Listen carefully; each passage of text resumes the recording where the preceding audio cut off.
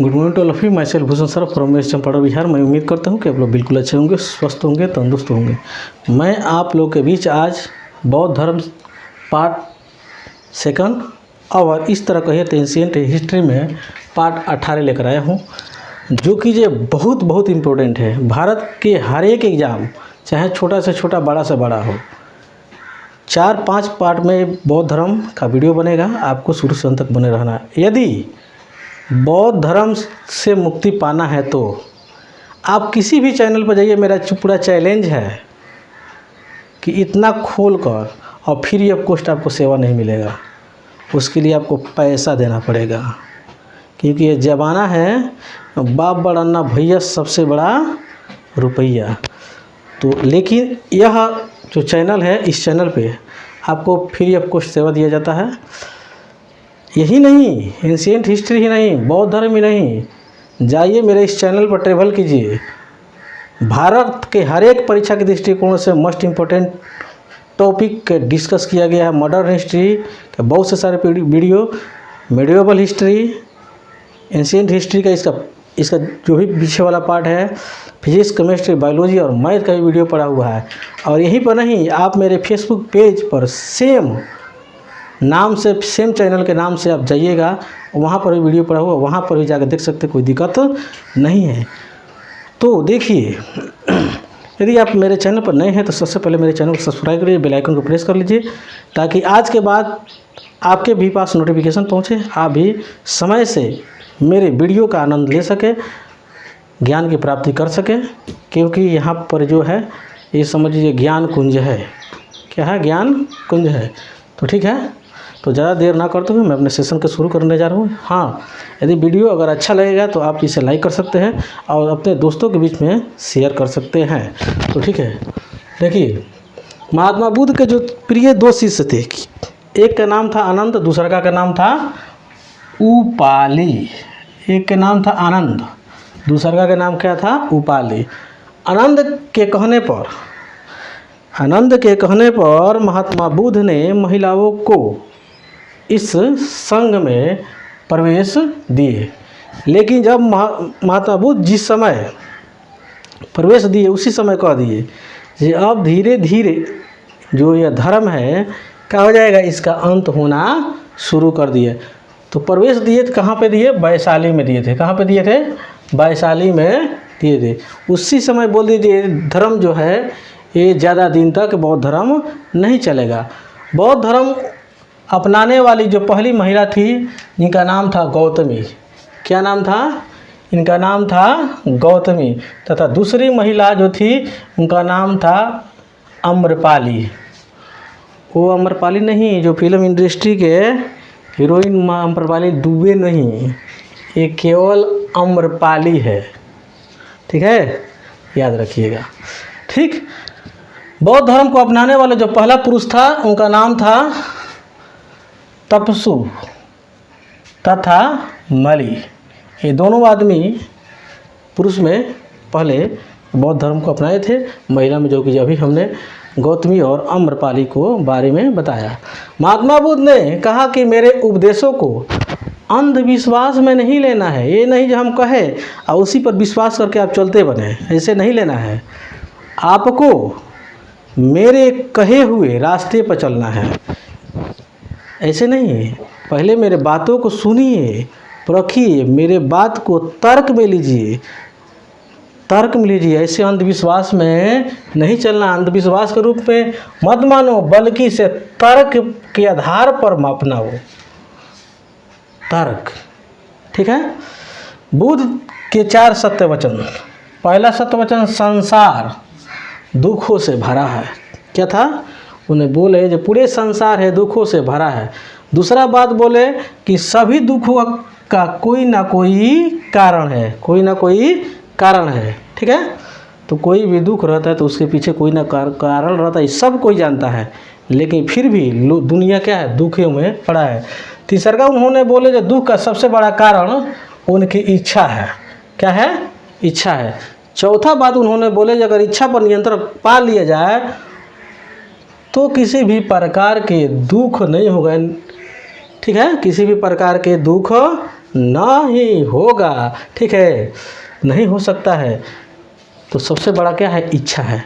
अभी suppose that, अभी मान लीजिए किसी के पास अभी साइकिल नहीं है, क्या है? साइकिल नहीं है। तो किसी रास्ते से जा रहा है तो साइकिल वाला गुजरा, तो उसको लगेगा जो वाह काश हमारे पास भी साइकिल हो जाए, इतना आराम से चले जाते, इतना धूप में हम पैदल जा रहा है, पसीना हो रहा है, धूप लग रहा है। लेकिन किसी दिन उसको साइकिल मिल जाए, क्या मिल जाए? साइकिल मिल जाए, तब तक उससे मोटरसाइकिल वाला गुजरेगा नहीं। तो उसको लगेगा जो काश मेरे पास मोटरसाइकिल रहता तो हमें इतना पसीना गिरा गिरा के साइकिल चलाना नहीं पड़ता, आराम से बैठे रहते, मोटरसाइकिल एक्सीलेटर चापते चलते तो बनता। तब तक मोटरसाइकिल उसको प्राप्त हो जाता। अब मोटरसाइकिल जब प्राप्त हो जाता तब तक कुछ दिन के बाद में उसके सामने से कोई 4 व्हीलर वाला गुजरता, तब वो देखता अरे भाई कितना आराम से जा रहा है लोग, नहीं धूप लग रहा है, नहीं कुछ ना को, तो आराम से लोग पूरा फैमिली के साथ में जा रहा है, हम तो अकेले जा रहे हैं ऊपर धूप खाते हुए। तब तक 4 व्हीलर मिल जाता है नहीं। अब इसी तरह इच्छा क्या हो जाता है? बढ़ते जाता है, कभी इच्छा कभी समाप्त तो नहीं होता है। अब वही चीज़ को जब प्राप्ति जब नहीं होता है तो हम लोग दुखी में पड़ जाते हैं। अगर उसी इच्छा को क्या किया जाए? मार दिया जाए, तो वहीं पे वो दुख सुख में बदल जाता है। यही कहने का मतलब क्या था? महात्मा बुद्ध का था, ठीक है।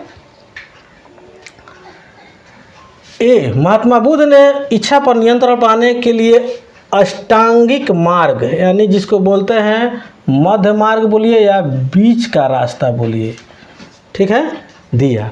और कहा व्यक्ति का इच्छा इतनी बड़ी नहीं होना चाहिए कि वह पूरा ही ना हो। महात्मा बुद्ध ने बोले जी इतना बड़ा इच्छा ना हो कि कभी पूरा ना हो, इतना छोटा भी ना हो कि इच्छा को पूरा हो जाने के बाद भी आदमी के संतुष्टि ना हो।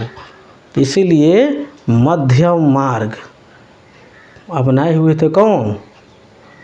महात्मा बुद्ध। और अपने अनुयायी को भी मध्यम मार्ग अपनाने के लिए बोलते थे, ठीक है। उन्होंने जो मार्ग बताए, कुछ उन्होंने मार्ग बताए तो बोले सम्यक दृष्टि, ठीक है, सम्यक दृष्टि। उन्होंने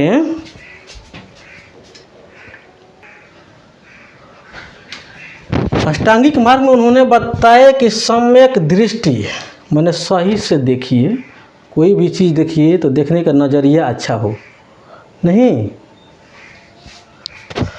सम्यक संकल्प, जो भी डिसीजन लीजिए वो अच्छा होना चाहिए। सम्यक वाणी, जो भी बोलिए वो अच्छा बोलिए।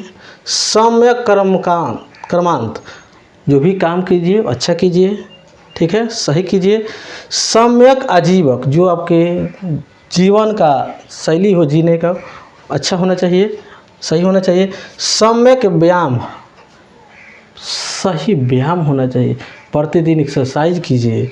सम्यक स्मृति, सही बात ही याद रखिए, अभी नहीं जो सही बात याद नहीं हो रहा है, ट्रैक्टर पर जा रहा है भोजपुरी गाना गवाते हुए ट्रैक्टर वाला ड्राइवर अश्लीलता फैलाते हुए, उसको आप याद रखिए और आके वही चीज़ अपने परिवार में गाइए, चाहे वही गाना को डाउनलोड करके अपने परिवार के बीच में गाइए, सुनिए और सुनाइए। तो ऐसे बात नहीं होना चाहिए। सम्यक समाधि, सही समय पर जो भी है समाधि लेना चाहिए, ठीक है। बुद्ध ने कहा कि यदि कोई इच्छा अधूरी होगी तो वह पुनर्जन्म का कारण होगा। महात्मा बुद्ध ने कहा कि अगर कोई इच्छा है और इच्छा भी पूरा भी नहीं हुआ तो अभी आप मर गए नू, तो समझिए फिर से आपको जन्म लेना पड़ेगा। जब तक पूरा इच्छा नहीं होगा तब तक आपका समझिए जून ही बदलते रहेगा मनुष्य का, ठीक है। तो इससे अच्छा कि आप अपनी इच्छा को ही मार दीजिए, फिर से दोबारा आपको पुनर्जन्म लेने की ज़रूरत ही नहीं पड़ेगा, ये कहने का मतलब है, ठीक है। उससे आपको पुनर्जन्म का क्या मिलेगा? छुटकारा मिल जाएगा। इस क्रिया को मोक्ष कहा गया। क्या कहा गया? इस क्रिया का कहा गया मोक्ष, यानी पुनर्जन्म नहीं लिया बेचारा, मोक्ष की प्राप्ति हो गया। ये अपना उपदेश हर हमेशा जहाँ पर भी दी, जिस भाषा में दी उस भाषा का क्या नाम है? पाली। क्या नाम है? पाली। ये निर्वाण प्राप्ति को सरल बनाने हेतु 10 शीलों का पर बल दिए। वो 10 शील कौन कौन है भाई? बोले जी अहिंसा। पहला क्या है? अहिंसा। किसी प्रकार के हिंसक काम नहीं करना है, किसी की हत्या नहीं करना है, किसी को मारना नहीं है, ठीक है। सत्य दूसरा का है, सत्य यानी हर हमेशा सत्य बोलना है, झूठ नहीं बोलना है। अस्तेन, अस्तेन यानी अस्तीन, अस्तीन, ठीक, अस्तेन,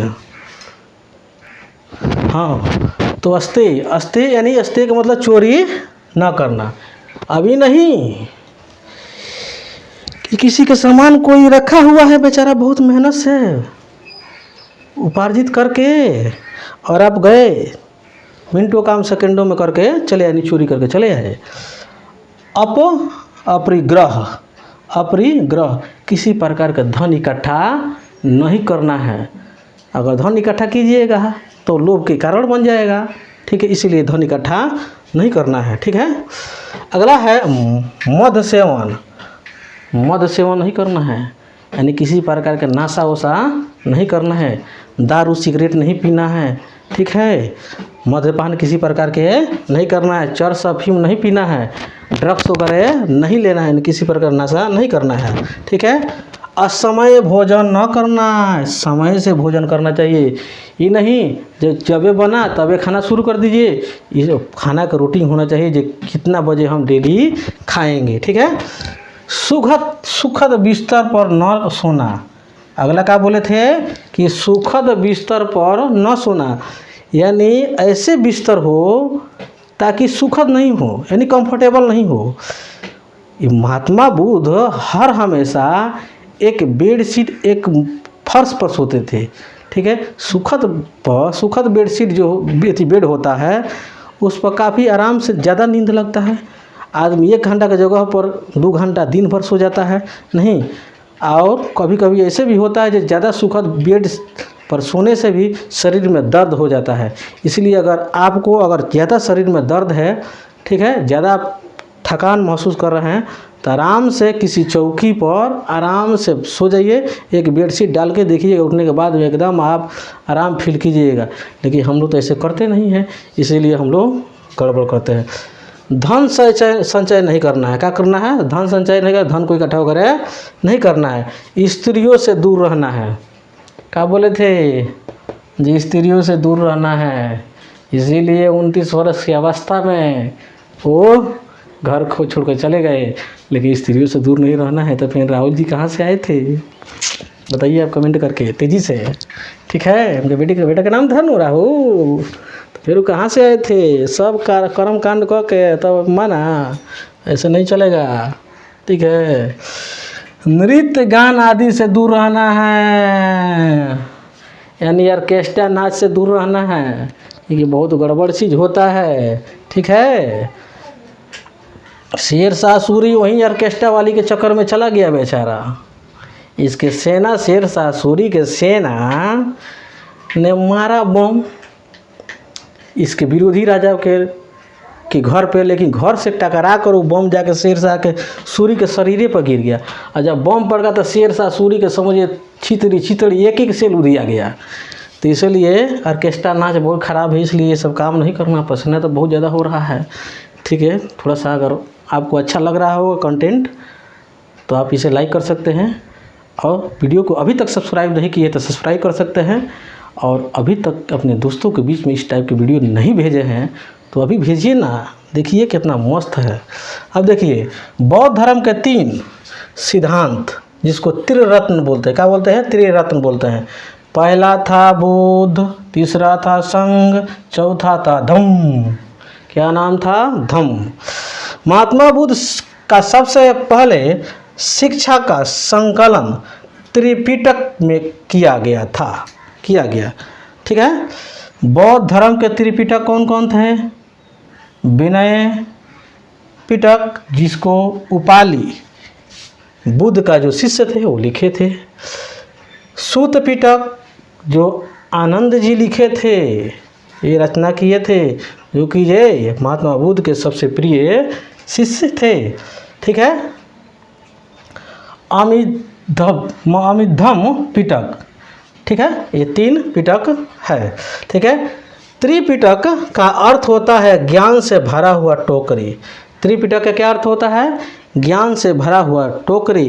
त्रिपिटक श्रीलंका में हिंसली भाषा में लिखा गया। कहाँ पे लिखा गया? श्रीलंका। अरे रे रे रे रे रे, रावण के घर पर तो नहीं लिखा गया, हाँ ओकरे गांव में लिखा गया था। रावण श्रीलंका के था, बागड़ कहीं के देख दो बोल, समझ में नहीं किया दिन करा वो पा कहीं के। अब देखिए बौद्ध साहित्य क्या है? बौद्ध साहित्य। इन ग्रंथों का संबंध बौद्ध धर्म से है। ठीक है। बौद्ध साहित्य पाली भाषा में मिलता है, जो भी, क्योंकि ये जो भी उपदेश देते थे महात्मा बुद्ध तो पाली भाषा में ही देते थे।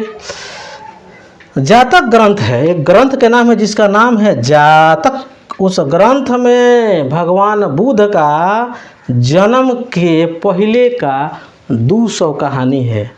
अगर आपको प्राप्त करना है, जानकारी प्राप्त करना है तो बताइएगा कमेंट करके, वो 200 कहानी का भी वीडियो हम बना देंगे और आप पढ़ लीजिएगा, देख लीजिएगा, समझ लीजिएगा। ठीक है, ताकि आपको इधर उधर ट्रैवल करने की ज़रूरत ना पड़े। तो ठीक है, आज के लेक्चर में इतना ही। अगर वीडियो अगर आपको अच्छा लगा होगा तो आप इसे शेयर कर सकते हैं, लाइक कर सकते हैं, और अभी तक मेरे चैनल को सब्सक्राइब नहीं किए तो फिर से आपको याद दिला देना चाहते हैं, आप इसे क्या कर सकते हैं? सब्सक्राइब कर सकते हैं, अपने दोस्तों के बीच में शेयर कर सकते हैं, ताकि इस टाइप के कंटेंट बनाने में, तैयार करने में समझिए जो बहुत ज़्यादा मेहनत करना पड़ता है। पूरी मेरी टीम इस पर मेहनत करती है, तो हम लोग को तभी कम से कम आपसे कुछ गुरुदक्षिणा के रूप में तो चाहिए। वो गुरुदक्षिणा क्या है? बस उंगली का इशारा है। आप शेयर कर दीजिए, लाइक कर दीजिए, काम टका सुंदर से सुंदर मोटिवेशनल आप कमेंट कीजिए, ताकि अच्छा लगे हम लोग को पढ़कर, और अच्छा से अच्छा और वीडियो आप लोग के बीच हम लोग प्रस्तुत करते रहें।